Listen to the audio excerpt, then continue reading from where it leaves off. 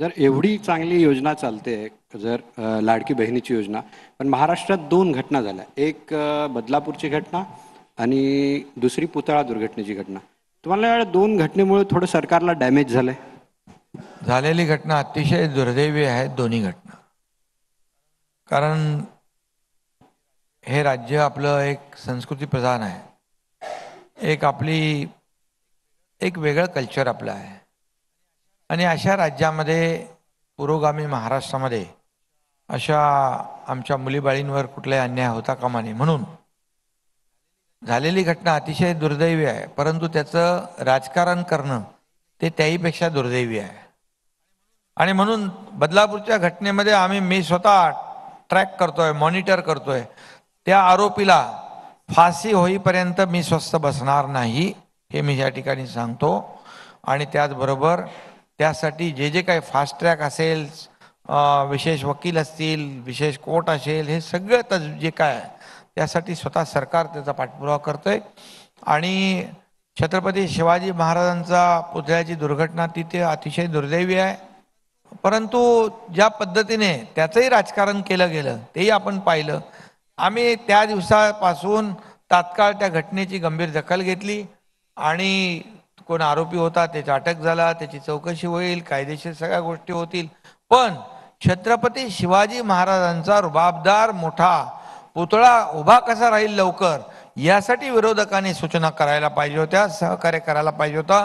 परंतु ते बाजूला राहिलं. ते आम्ही उभे करू. शिवाजी महाराज हे महाराष्ट्राचं आराध्य दैवत आहे.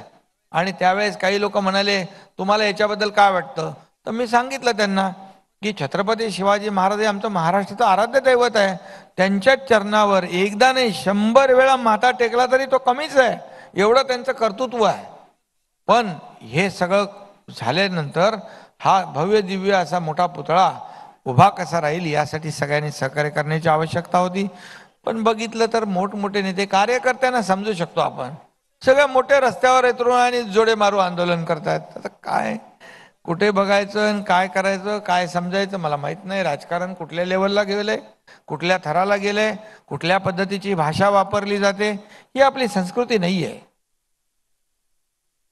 आणि हे महाराष्ट्राला शोभन, महाराष्ट्राची जनता सुज्ञ आहे.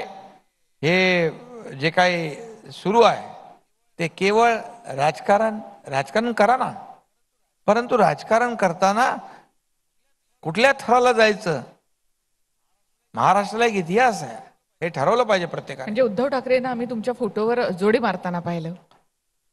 ते तर रोज सकाळी उठता बसता झोपेत स्वप्नात मीच दिसतो त्यांना, दुसरं कोण दिसतंय. संताजी धनाजींचे घोडे ते घोड्यानं दिसायचं. सरकार स्थापन झाल्यापासून सरकार बदललंय हे तर मान्य केलं पाहिजे की नाही. सत्य वस्तुस्थिती मान्य केली पाहिजे की नाही. 2-2.5 वर्ष काम करते सरकार, हे काय अदृश्य सरकार नाही ना. आज आदित्य ठाकरे आले होते, तेही बोलता बोलता बोलले की एक वेळ अशी होती की मातोश्रीवर एकनाथ शिंदे आले होते आणि आमच्याकडे रडले होते की माझ्या मागे ईडी लागली आहे. तुम्ही सांगा मला, तुम्हाला मी रडणारा वाटतो? हा रडणारा नाही, हा लढणारा एकनाथ शिंदे आहे. म्हणून यांनी धाडस केलं, मागचा पुढचा विचार केला नाही. सत्तेतून लोक सत्तेच्या दिशेने जातात, सत्ता सोडणारा हा एकनाथ शिंदे आहे. सत्तेतून पाय उतार होऊन बाळासाहेबांचे विचार जपण्यासाठी, विचार पुढे नेण्यासाठी सगळं सोडलं आम्ही. त्यामुळे काय पोराटोरांचा प्रश्न काय विचारता तुम्ही मला. आणि आयुष्यभर रडगाणं, 2 वर्ष 2.5 वर्ष रडतायत आमच्या नावाने, पुढचे 5 वर्षही रडतील. त्यांना शुभेच्छा आहेत माझ्या.